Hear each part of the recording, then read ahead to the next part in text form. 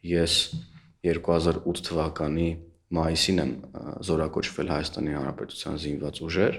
դրանից 2 ամիս առաջ այն զորամասը, որ ես զորակոչվել եմ, այդ զորամասից մի քանի գումարտակ Երևանի կենտրոնում մասնակցել է այդ գործընթացներին։ Ինձ պետք է Սերյան Օհանյանը, ինչ որ մի բան համոզի, թե ում պետք է, ում կներեք էշի տեղ դրել Սերյան Օհանյանը։ Այս հարցի պատասխանը ակնհայտ է, թե ում է Սերյան Օհանյանը էշի տեղ դրել այդ արտահայտությունն անելով ըստ էության։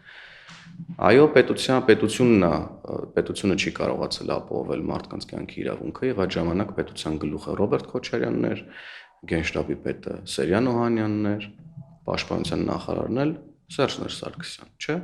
Եվ ովքեր էին պետությունը, այդ պահին այն մարդիկ են, ովքեր պետական բարձրաստիճան պաշտոններ են զբաղեցնում եւ որոշումներ են կայացնում պետության անունից։ Եվ հետեւաբար պարոն Օհանյանի հայտարարությունը եւս մեկ անգամ գալիս է փաստելու